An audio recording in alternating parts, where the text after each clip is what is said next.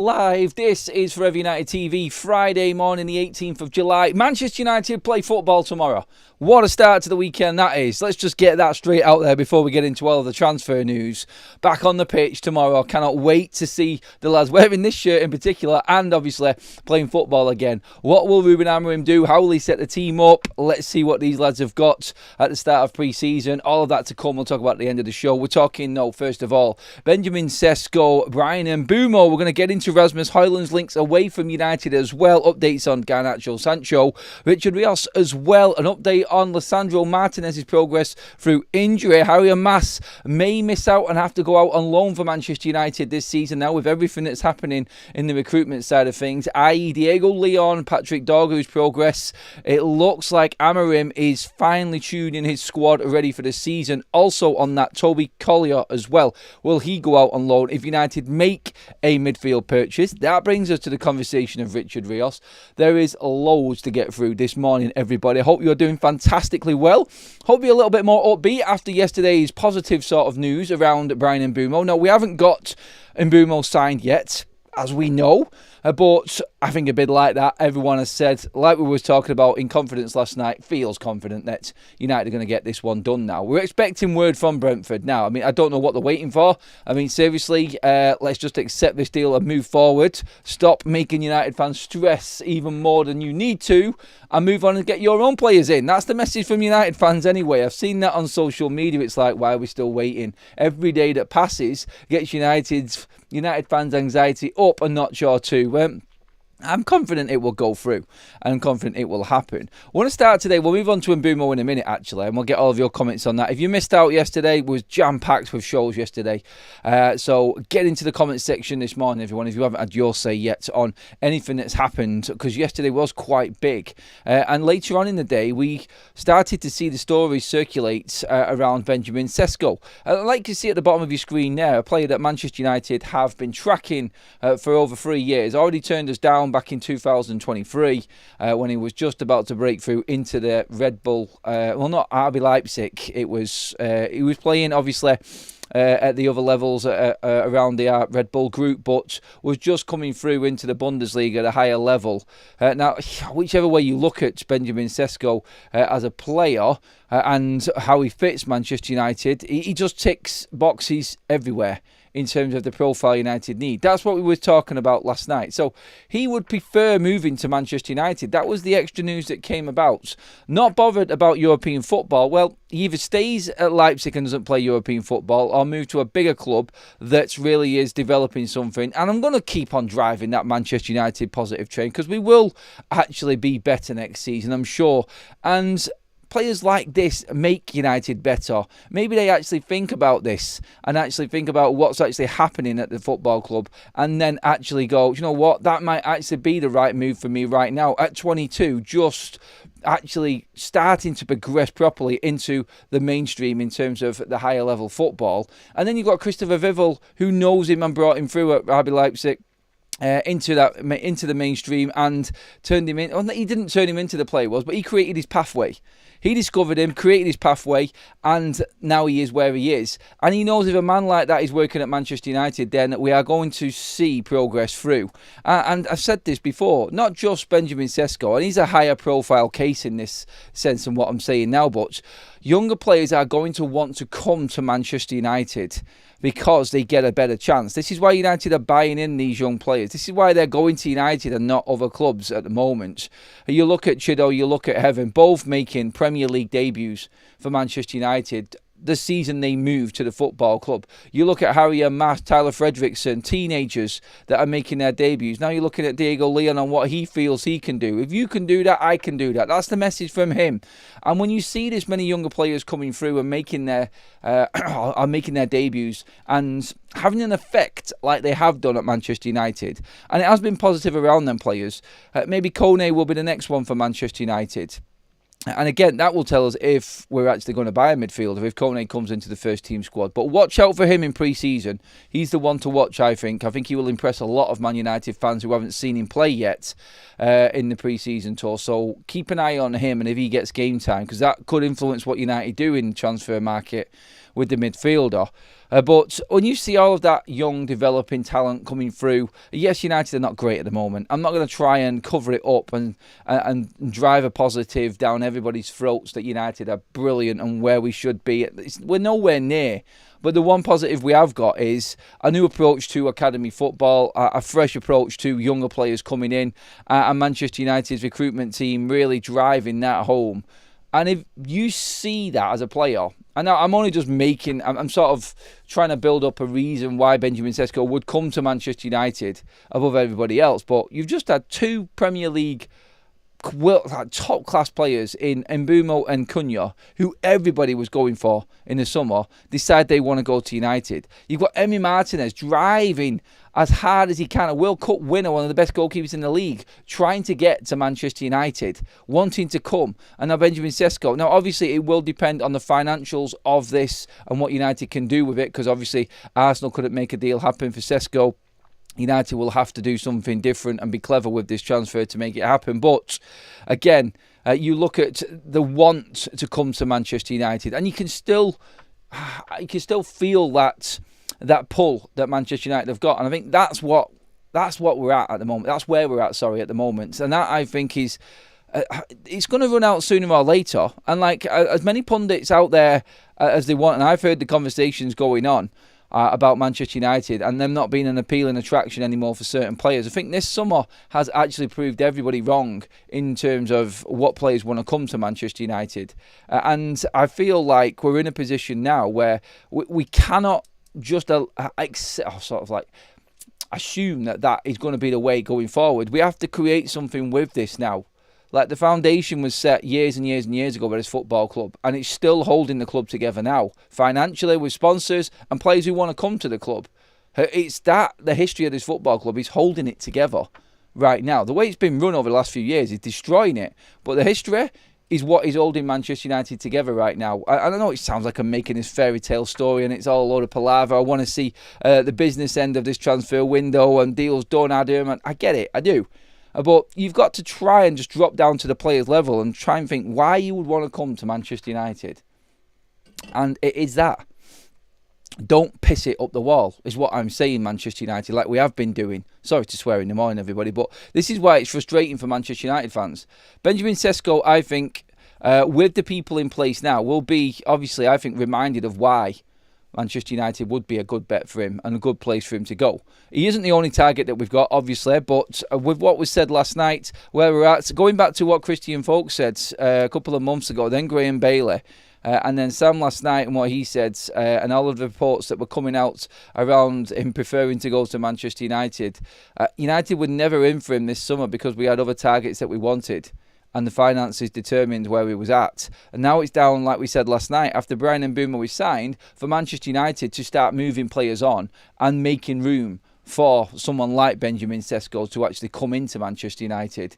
I think the conversation last night with United fans, and on here in particular, was around how Benjamin Sesko has not been really looked at this summer. Why are we going in now, right at the end, after all of the other strikers that are available this summer have gone? Like, why now? And sometimes, like I've said before, the transfer window sends you in one direction and then cuts you up and sends you another. You have to pivot, you have to move. It's never straightforward. And if you're Manchester United, then you are not going to get anywhere near a normal transfer window. It was always going to be an up and down roller coaster, and it's going to be complicated. That's what United are dealing with right now. But maybe, like I've said, just stay calm. Don't jump the gun. Don't overpay. Be cool with what's happening. Take your time and make sure that you make the right decisions. And something else may just fall into your lap later down the line. And I think this might be the case with Sesko. Could even be Watkins yet, you know. A lot of people have been talking about Watkins being more of a preferred choice to Benjamin Sesko. I get that. So you've got to balance out the conversation there. Watkins would move to United as well, by the way. That's what's been said. So we got two strikers there that would go to Manchester United. Doesn't matter that they're not in the Champions League or Europe at all. They would both go to Manchester United. And you've got pundits scratching their head and people in football that just don't get it. Well, you don't live in a Manchester United world. You don't understand what Manchester United is unless you are a fan. It's the same with every club, but United are on a different planet to everybody else. There's maybe Liverpool, Madrid, Barcelona, Bayern Munich could even compare to Manchester United and what we are. Other clubs just don't like it, but it's always going to be there. And if United get it right, you could be a part of Manchester United coming back. And Manchester United be coming back into being a force again in the Premier League and European football. Do you want to be part of that? You got to decide then in terms of the striker that you want as a Man United fan. Now, we know the conversations with Ollie Watkins. We know where we're at with Benjamin Sesko right now. I would say that they're the top two strikers that United can go for. And both going to be similar money. And that's the debate. Do you go for proven Prem quality? Or do you go for the young, dynamic striker that's ready to hit the big time? Who is, let's be honest, a bit of a... He's a bit of a... It's not... Loose cannon's not the right word I'm looking for. He's a powerhouse. He doesn't score simple goals. He's one of them types of strikers, isn't he? I'm sure you've all seen and been on YouTube and checked out the videos and reels of Benjamin Sesko, done your searches and everything on him and what he is. Just for instance, he basically 109 goal contributions in 174 games in his whole career so far through the Red Bull Group. Obviously, 34 in 64 in the Bundesliga in terms of goal contributions as well. I mean, he's averaging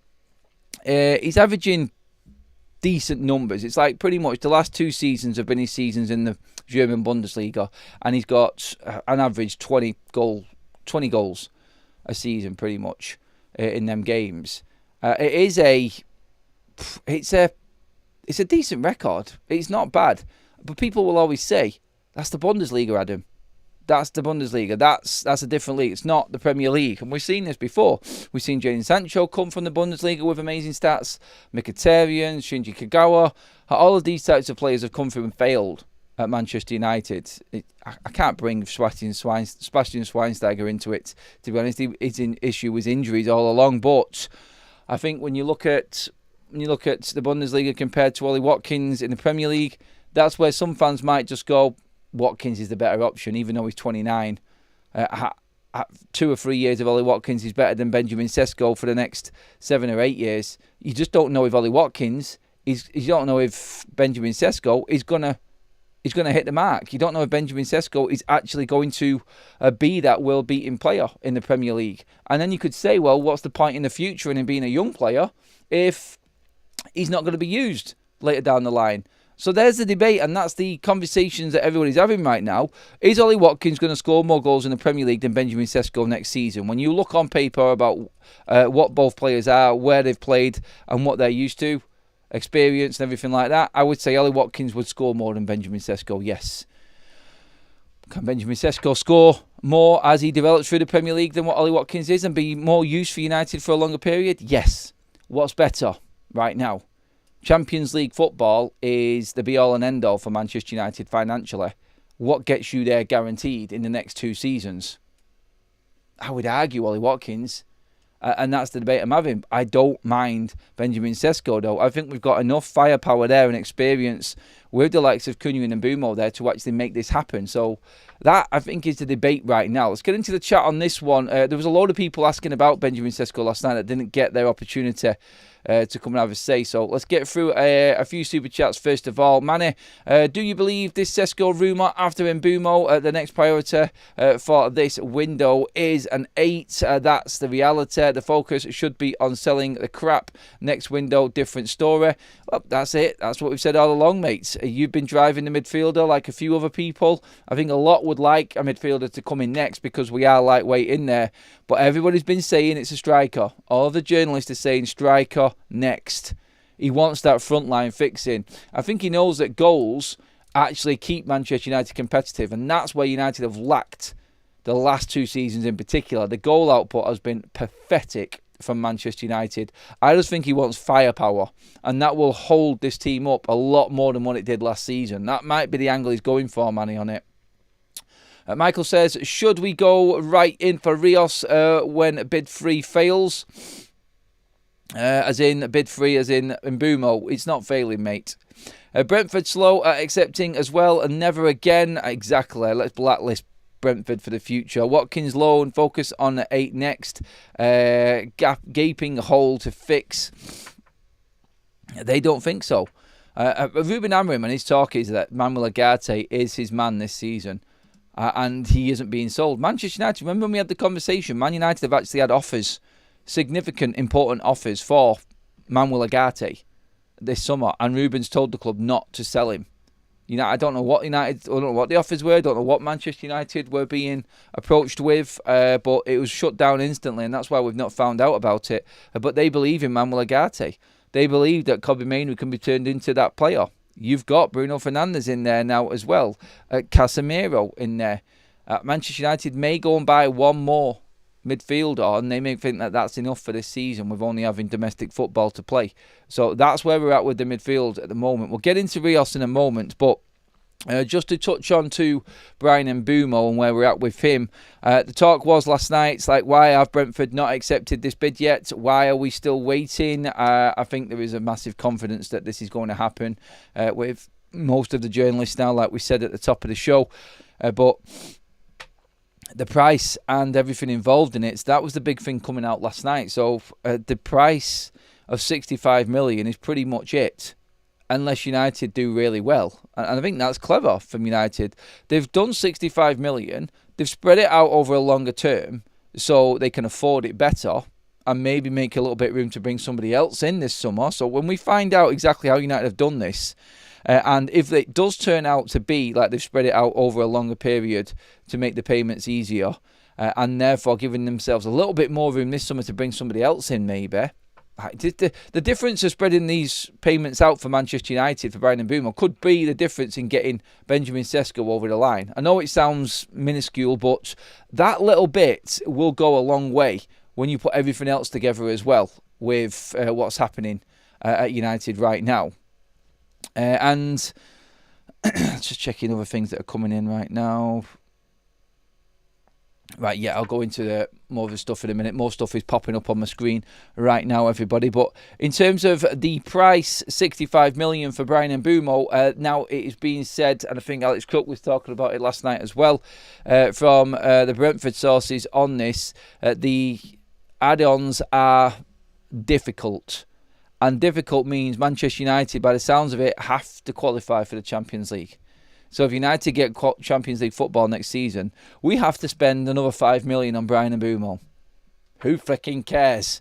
If we get Champions League football, I'd give him another 10 million if they wanted, if he guarantees us that for a season.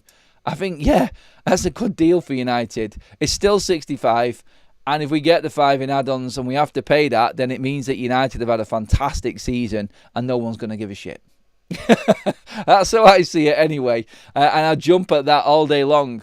The opportunity to be in the Champions League for an extra 5 million, if that's what Mbeumo brings us, fair enough. I'm willing to pay it all day long. But yeah, that's what was going around last night. That was the main story after obviously the big bomb of the big bid going in. I think today we're all waiting to see if Manchester United actually get the go-ahead from Brentford, and Bryan Mbeumo's on his way to Manchester to do a medical. Personal terms already agreed. I don't think that the rumoured 200 grand a week wages that TalkSport are talking about are genuinely real.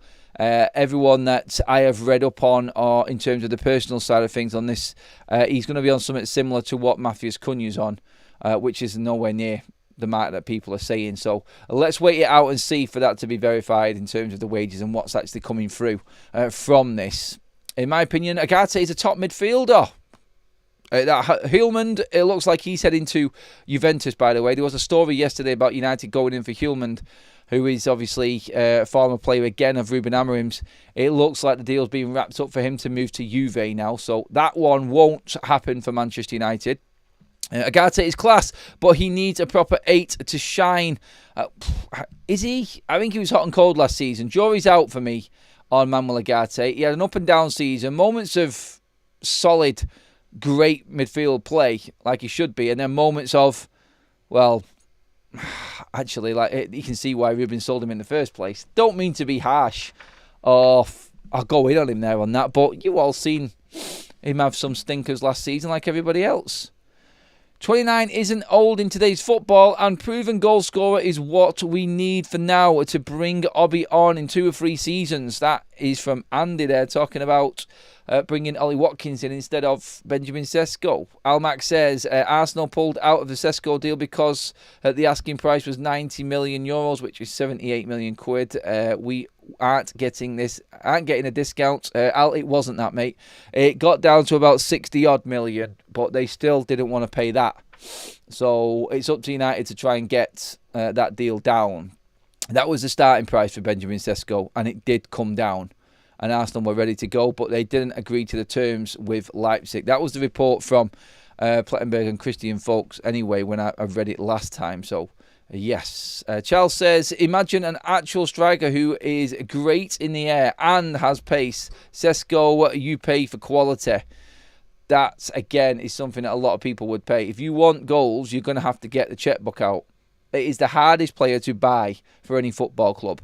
And guaranteed goals, guaranteed top quality striker is always going to fetch the fair price. This is why United's spending this summer on, if we do get a striker in, we've got Cunha and Mbeumo. This is why it's going to be so significant, I think, because we're buying absolute quality. It's not like these players aren't decent players anymore. It's not like we're buying unproven players.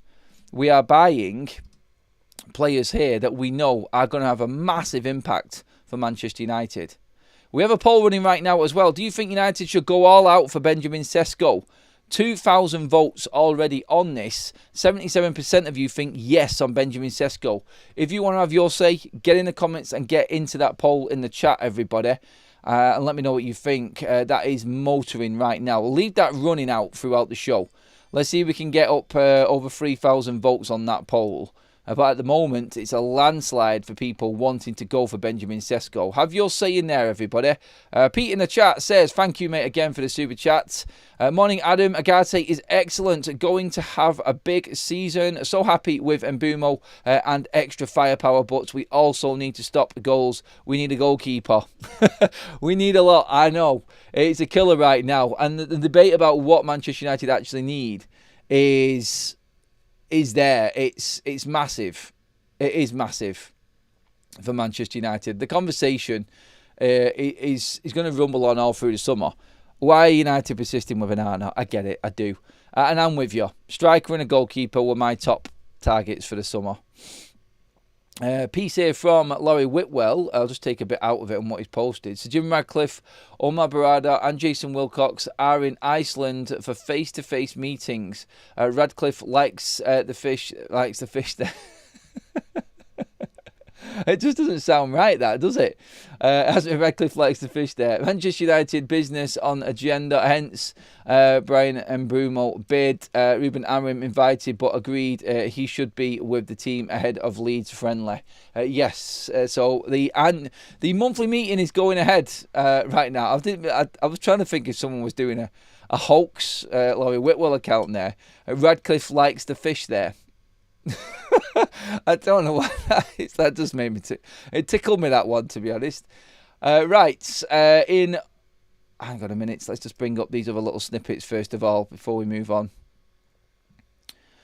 Before joining Sweden, Barada and Wilcox attended a series of meetings in Iceland with Sir Jim Radcliffe. It was from there that the third offer for Bryan Mbeumo was sent. Radcliffe is accustomed to holding meetings with...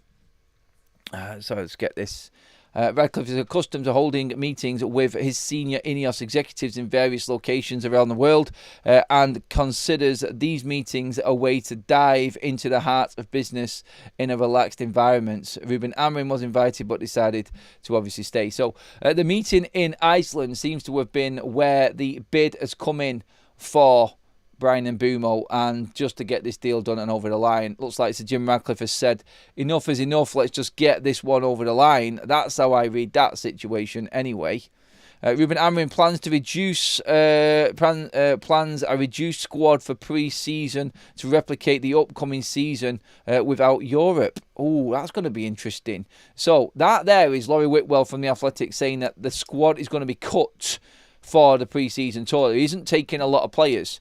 He did this last season in Europe, remember, Ruben Amorim, so I think that's key on this. Also on this, Whitwell has been talking about Diego Leon. Diego Leon has impressed in training this week. He was not immediately assigned a squad number because staff wanted to see how he fared and where his status would be pitched. No squad number yet then. So a decision not made on Diego Leon, and obviously the squad size is being cut.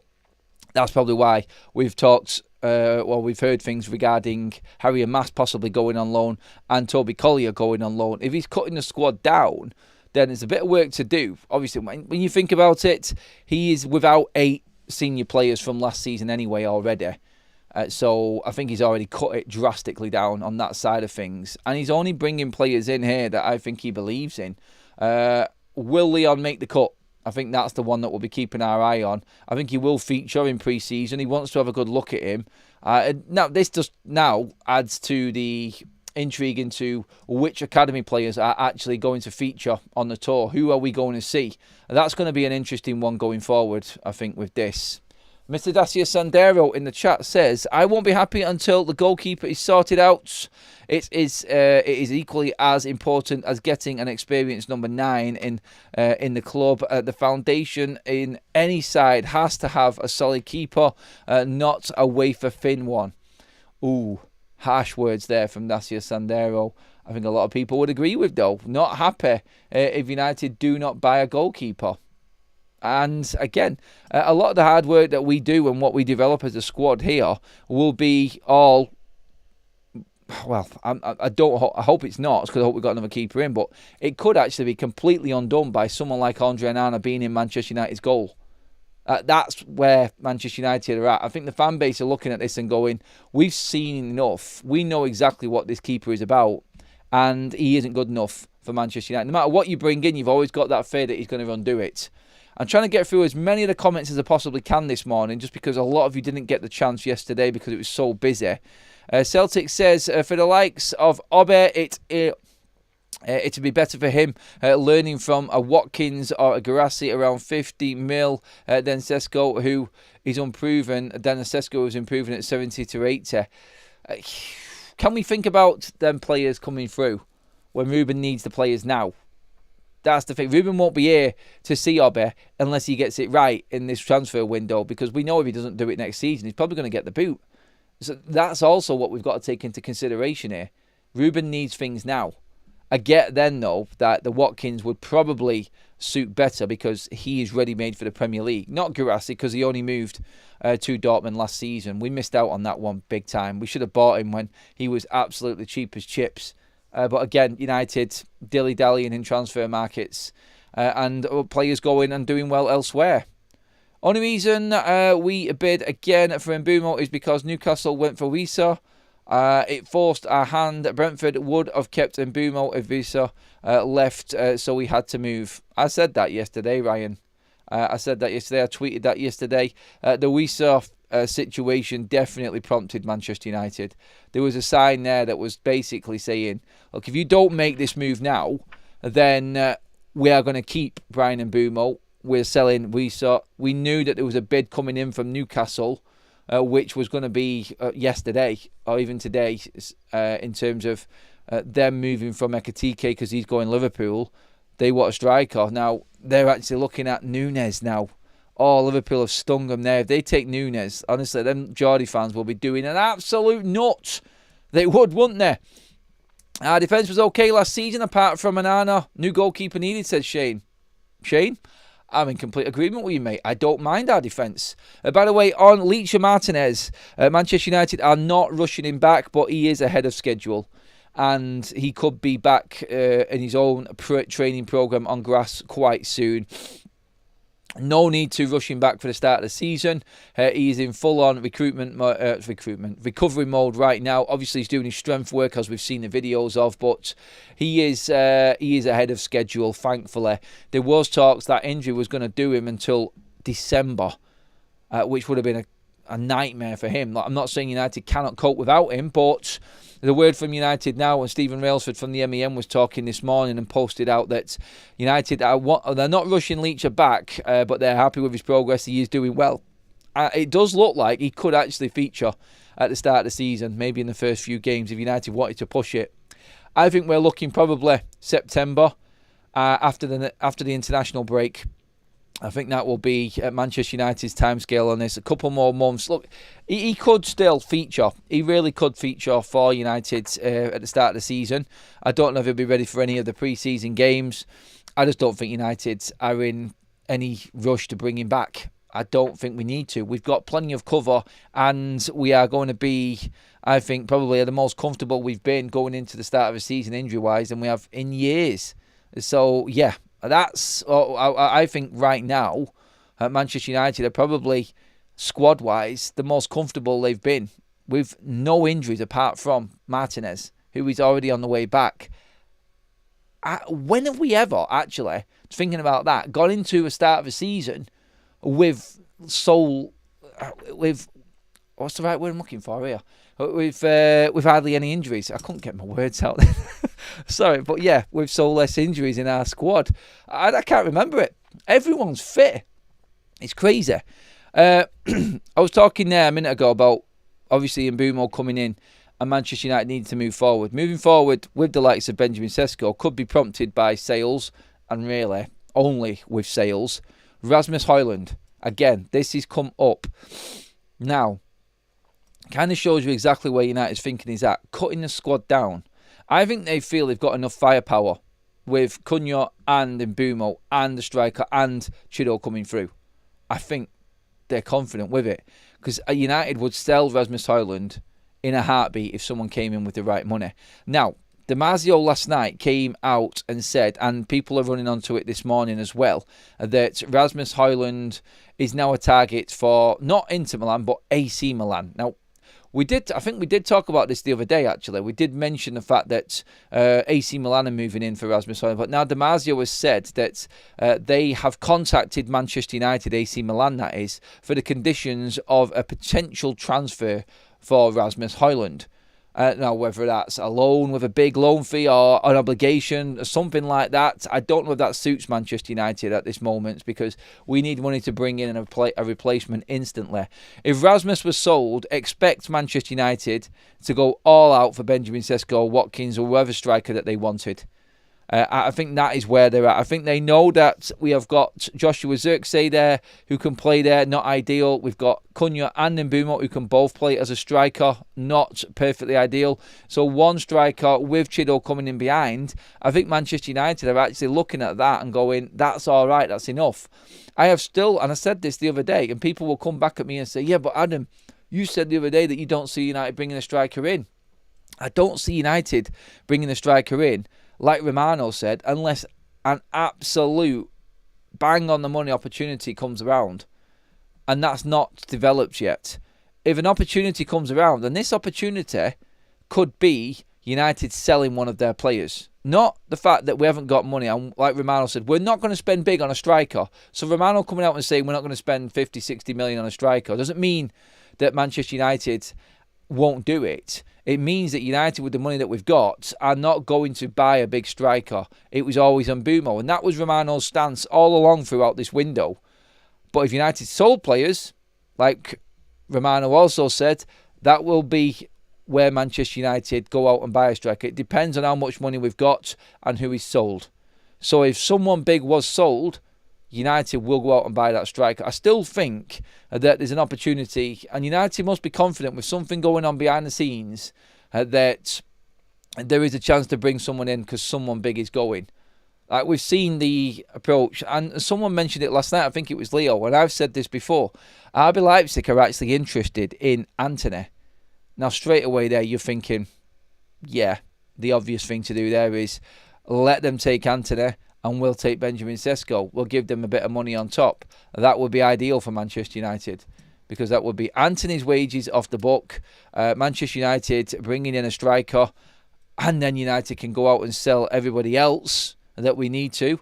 And Rasmus Hojlund could actually be one of them players. He is the one player that I think is definitely on Ruben's hit list. In terms of the squad, I think he's obviously going to keep working with him, and he's going to keep giving him everything that he's got, because he's a player in there that works hard and doesn't really cause any issues. But in terms of quality, this, I think, is the Anthony sort of scenario again with Rasmus Hojlund. Yeah, he works hard, and he's a good playoff on his day, when his day comes, but could you get someone else better? 100% you can. And I've said this before, Ruben Amorim isn't going to wait around. He isn't going to mess around waiting for players to develop. He hasn't got the time to do that, so he needs to get players in. I reckon Rasmus Hojlund, as soon as someone comes in and offers at United anything anywhere near, and I go back to what Laurie Whitwell said about Rasmus, United would be open to selling Rasmus Hojlund for near 30 million just to get cash into the bank account and take the PSR loss on him. That's how far United would go. So if that's the case, and if that's the Athletic saying that, then I do believe United are willing to accept that Rasmus Hojlund just isn't good enough, and they will sell him at any opportunity they can. And again, it's how Manchester United balance that out. Have they got enough in what they're selling elsewhere to cover the loss on Rasmus Hojlund? But bringing in 30 to 40 million into the accounts right now, and Rasmus Hojlund off the books, that there is enough to go out and get Benjamin Sesko.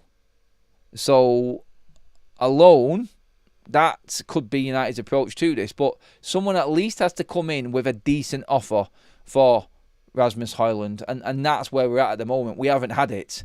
So what AC Milan bring and whether or not this develops, we'll have to wait and see. There's confirmation there as well.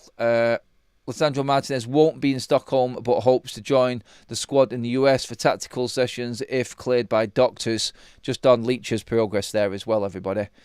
Manchester United are hopeful Brentford accept 65 plus 5 million bid for Bryan Mbeumo. Race then to get all sorted for team flight to Chicago on Tuesday.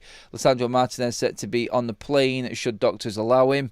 Not fit to play, but seen as good for him to be around the squad. That's from Laurie Whitwell as well. So Laurie's getting some big updates from United at the moment. It will be a bit of a race this weekend, I think. Maybe today we'll get the update on the Bryan Mbeumo situation. I think that's what everyone's waiting for now. It'd be like the catalyst for everything actually going, moving forward. By the way, everybody, I didn't mention it once because you've seen it ticking up there as well, didn't you? And the old subscriber count has gone up. And it's gone over 91,000. Our next 1,000 in the bag, everybody. My God, we are less than 9,000 subscribers away from 100k. That feels close now. With every single one that knocks off on the 90,000 mark now, it's going to just feel like it's getting closer and closer. We've accomplished the 90k and now we're already 1,000 in. 91,000 subscribers. Thank you, everybody, if you have already subscribed to the channel. If not, please do. Join the FUTV army. It helps the channel out massively as well. And, by the way, we're nearly at 700 live likes. We are absolutely killing the feel-good factor right now, everybody. Let's see what we've got in the comment section here now. Let's get some opinion. Manny with a super chat first of all. Leon is a boy in a giant's body. He's played first team football as a teen. Maybe not this year, but he looks scary. Watch him train. He makes first team players look ordinary. Well, look, we've seen the videos. He's got the build. We've seen everything that he is and what he could bring. And again, like, if he breaks through, then I expect some of the naysayers and the people that have been negative within this Man United fan base to go, actually, you know what? That is good business for Manchester United. If they can bring someone in for 3 million alongside the deals that we've done in terms of getting Aidan Heaven in for 1.5 million, and they're playing a big part in Manchester United's backline next season, I mean, come on. You have to give props where it's due. United's recruitment side on that part is good. It's... The big problem with United is, like I said last night, and this is where I'm going to judge Ineos now, is getting players out the door. Can you get these players away from Manchester United? Can you make that happen? That's the big thing. That's the big thing for Manchester United this summer now, because that opens the door for the obvious, which is bringing other players in. So let's see how good they are. I was saying this all last night. it looks like there's plenty of news going around. It's like a bit of a fight for Rodrigo at the moment with maybe Arsenal and Liverpool now. God, people are spending this summer, aren't they? It's crazy. The Butcher will be back September at the earliest. He's bulked up to support the muscles around the knee. He needs 8 weeks of cutting down. Don't worry about it, mate. You don't have to go into detail on that one, Manny. Thanks for the super chat, mate. But I don't think... I actually feel, and I said, I don't think United need to bring him back, mate. They don't need to. We've got other players there now. Stop relying on him. Like, it'd be great to have him at full steam, but we don't need it. Thanks for the shout out to my grandson yesterday, Adam. His little face lit up and said, "Is that me?" You're welcome, mate. I love that. Always willing to shout out for the kids. It is funny, isn't it? Like, you don't realise, like, sometimes people walk past and you're like, that's that. And they're looking at you and you're like, is he like looking at me? He's like looking at me weird, this guy walking past. And it's like, it's just someone who watches the show. And it's great, so I love it. And I appreciate all of the subscribers and everyone who watches the channel. So that is never a problem, Les, mate. Martinez has a 21 million release clause. Adam, how much are you dropping to get him? How much am I dropping? Look, everyone's saying that we need to sell Onana. I don't think that's necessarily the case. I think United need to make a call and be ballsy. And again, like, this will impress me more. If United go out and get Martinez, this will impress me more than the striker. Because it means that they're not holding on to Andre Onana. And you know I've got a problem with Onana and this whole clamour to get him back fit again. I just don't get it. I really don't, but yeah. Who is Leon, says Graham. Have you not seen Leon yet, Graham? Diego Leon is the Paraguayan left wing-back we bought in January, who has just turned 18. He's joined up with the squad this summer now and is training with Manchester United's first team.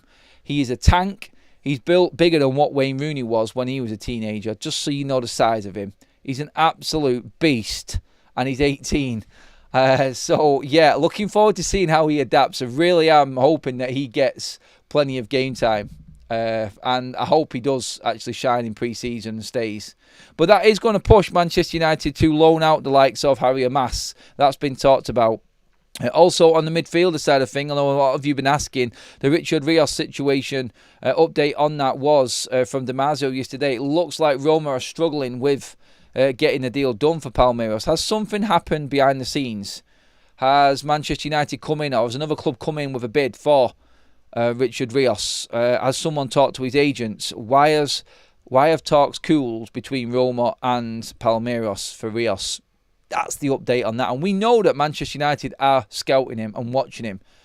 There's been a meeting with Omar Barada and Jason Wilcox and Sir Jim Radcliffe, as we know. And that came about the other day. So, has there been a decision from Sir Jim Radcliffe to say, right, we need to get this and this done? I'm guessing, honestly. I am guessing on that. And I can't say that that is what's happening, but it makes you think, doesn't it?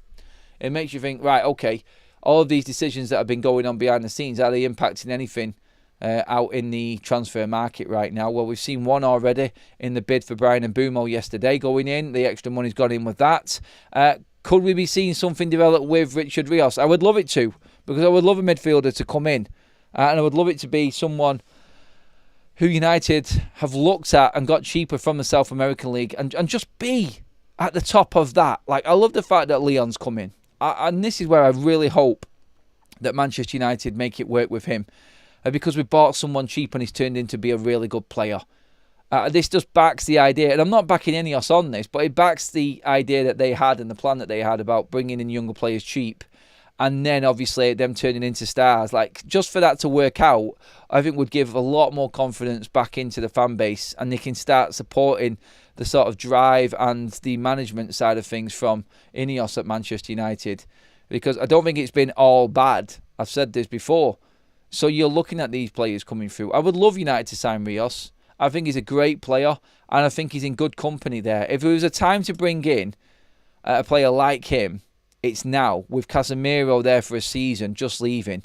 You've got all of the Portuguese and South American-speaking players at Manchester United in abundance.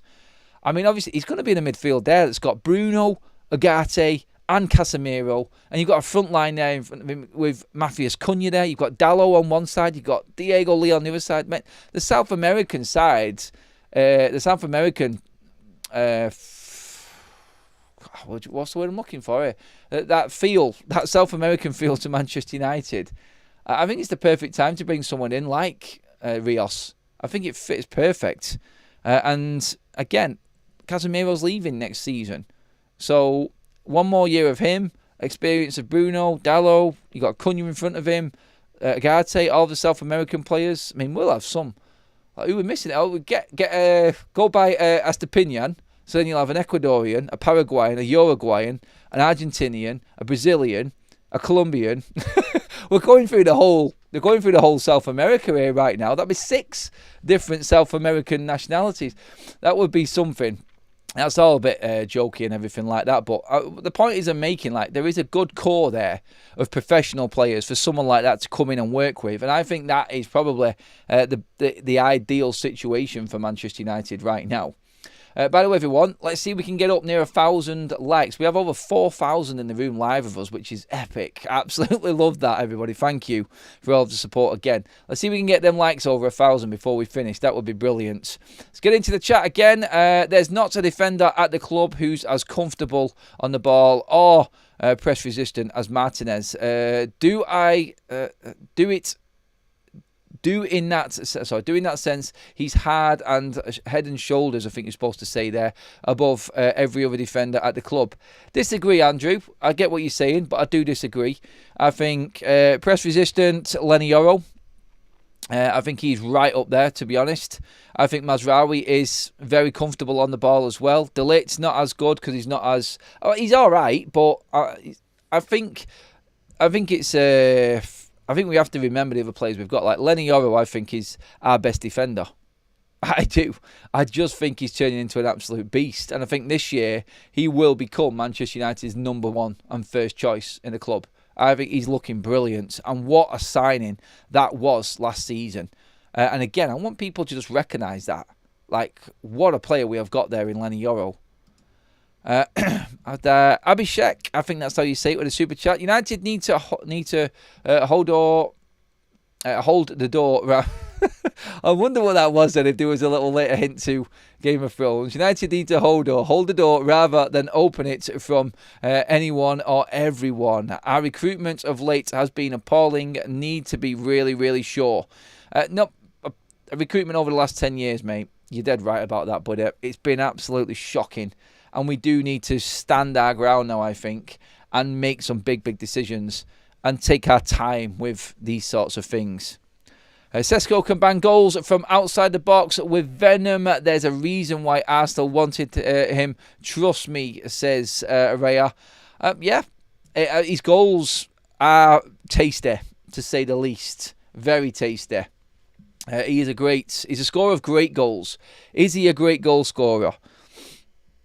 Averaging 20 a season at the moment in all competitions. Good in the Champions League, by the way. He's got a great Champions League record for the amount of games. So that's an interesting one as well. So he's done it at the highest level. So that always gives you confidence, I think. Don't believe a bid is coming for Rasmus this window, but don't be surprised if Ruben transforms him in front of Cunha and Mbeumo. He did it with Coventry. He did it with a Coventry dud called Gyökeres. He wasn't a dud. He was good at Coventry. That's why he signed him. He was a dud at Brighton in the Premier League, Gyökeres. So that'll be interesting. Let's see what we've got. Congratulations on 91,000. 9k to go. Your show has helped me massively with my mental health. Thank you, Adam and Kaz. Mate, Stu, love that, buddy. Thanks for comments like that. So please do get in there and feel comfortable in opening up in the chat as well, everyone. It is a great community and there are people in here and the mods will always be looking after you as well. So if you want us to come in here and talk to people in the chat as well, you can do that. That's what it's for. That's what we want to build here on Forever United TV. Just a good community with football at the heart of it. And that's what I love. Comments like that. Thank you, mate. And I'm glad, mate. I am. Adam, maybe I'm being too optimistic, but I think our defenders, I think our defence is really solid. With goals from our new 10s, Bruno and Ahmad, a striker and a goalkeeper, we could be good. Yeah, this is what happens. When United make a signing, I'm not saying this is you, Pete, but you're looking like I am. Even without Mbeumo, we're still confident-ish that United would be better this season. Mbeumo in, and that signing being made, it just gives you that little bit of a lift. It gives you a little bit of belief, doesn't it, that Manchester United are actually moving forward again. And we can actually create something. It doesn't need too much. It just needs the right recruitment, the right players bringing in. Block in the chat says, Adam, do you think that we will score a goal from a corner next season with Cunha and Mbeumo? Yes. Please, Block. We need to score from corners. Let's just let Cunha shoot from a corner. That's it. Let's just put it in there and hope. And thanks again, everyone who has put them super chats in, by the way. We're creeping up to that 1,000 like mark. You guys have smashed it again. This will be the second live show in a row where we've hit 1,000 likes live. Get on it. Thank you, everyone, again. I'm back. I told people to relax over Mbeumo. It's gone from having no money and broke to we paid what they wanted. Now Garnacho and Watkins swap. You will see on that one, Nick. But we didn't pay what Brentford wanted. We paid less because of the add-ons. Remember that, Nick? I know what you're saying, though, still, mate. And, yeah, you did say stay calm. How does Jimmy find money? How does Jimmy Boy find money to buy Sesko? Pull fivers out of there. Quite simple, mate. You sell Garnacho, you sell Antony, and that buys Benjamin Sesko. Let's not forget, United are about to buy Mbeumo. Already got Cunha without selling anybody. That money was already there. United have found it. So, what if we sell Antony? What if we sell Garnacho, Malacia? Sancho is about to go as well. By the way, on Jadon Sancho, again, still the same reports from last night on him that this is now very, very close. We could get an update on Sancho today. So stay tuned for that one. Let's just check over social media and make sure that nothing has broke or anything has come about. Let's make sure while we're live to be 100%. Let's just see. Yeah, just talks on what Laurie Whitwell was saying. Leach are coming back. Let's just see what's happening here. Right, okay. So it does look like, in terms of, just to go off, well, not off topic, but off player topic at the moment. Interesting piece come out from Build here on João Palhinha. They're saying that Arsenal made a move for Palhinha early in the window, but couldn't agree a deal with Bayern Munich. I think Palhinha's one to watch towards the back end of this window. I think United are they're just standing back at the moment and are just biding their time with this one. Again, like Palhinha, Rios, they're just keeping their midfield options open at the moment. But yeah, I think Palhinha will move from Bayern Munich. I don't think Company wants him. And then that's another option for Manchester United there. But Arsenal have already spent their money, so they're not going to get him. We just hit 1,000 likes, by the way, everybody. You absolute superstars. You're absolutely killing it. Super chat in from Brits Abroad says, hi, Adam. I think that United will only get a striker on loan. I can't see us spending 70 million plus on a striker. I'd be happy with Ramos on loan and Vlahovic. Then if we were to spend 70 million, do it for Adam Wharton next summer. Look, if United get Champions League football this season, I'm not saying they're going to get Champions League football, by the way. I'm just saying if we have a mega season, and we do, and all of next season's transfer window completely opens up for Manchester United. This is massive. This is absolutely massive. I didn't mention it before, but I wanted to do a big, big shout out to the Lionesses last night in one of the worst penalty shootouts I've ever seen in my life. They still managed to get through last night into the semi-finals. So well done to the Lionesses. Well done to them for making it in to the last four. Tough games coming up, though. That was a tight one last night to them. But our matchday sponsors, Match Bingo, are back in action again for all of the Euros. And there is going to be Manchester United pre-season stuff going on as well. So please do download the app using that QR code on your screen right now. Bottom right left-hand corner there, sorry. Download the app, deposit £5 as a new customer. You have to be 18 and above and a UK resident to play. It's a great app that just adds a load of fun to the match day, and it's like playing bingo with a football game. That's basically all it is. So download the app, deposit £5, you'll get another £5 on top of that, another £10 on top of that, sorry, doubling your money. It's only £2 a game, and now we have the FUTV promo code in. If you are already if you have already downloaded the app, or you are a new customer, boost your money by 200%, boost your credits on the game by 200% by using the FUTV promo code. So when prompted to use a promo code when making any deposits, you can boost that now with our brand new QR code, our brand new promo code, not the QR code. So again, because I mixed all of that up, use the QR code on your screen, download the app. Deposit £5 as a new customer, you will get another £10 on top of that. It is so easy to play the game. All you have to do is pick the game you want to play. The card will be made for you. 15 match events, get a line, you win 25 quid. It could be a corner, a goal, a VAR decision, an offside, anything. If you get another line, it's another 25 quid. And then if you get the jackpot, 15 of the match events, you get 200 quid upwards in prize money directly into your accounts, and the deposit and taking it out is dead easy and straightforward as well. But now get yourself a better chance by using promo code FUTV on there as well, everybody. Thank you again to Match Bingo for sponsoring us, and we're going to be doing some good stuff and some new updated stuff later on this season as well when it all kickstarts again. And again, like I said at the top of the show, really looking forward to football being back as well on top of everything now. But that's us. That is us finished for this morning, everybody. Thank you again. Mods, fantastic job. I am shitting it to see Bruno at 8 again. Not good, says Ant. Give it time, mate. With better players around him, you will see a difference. Get all of your comments in when the video is finished, everybody. And I will see you all later. I'll keep you updated with everything that's going on. Expect a busy day is what I would say.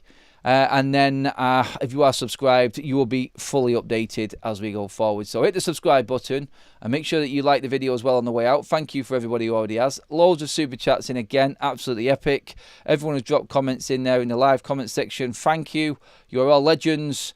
And I will see you all later on today. By the way, a link for football shirts, retro shirts and everything like that. That is also in the description, guys, as well. As well as the Match Bingo stuff. All there right at the top. Click on that and get yourself some top Man United retro kits there as well, everybody. But for now, that is it. Cheers, everyone.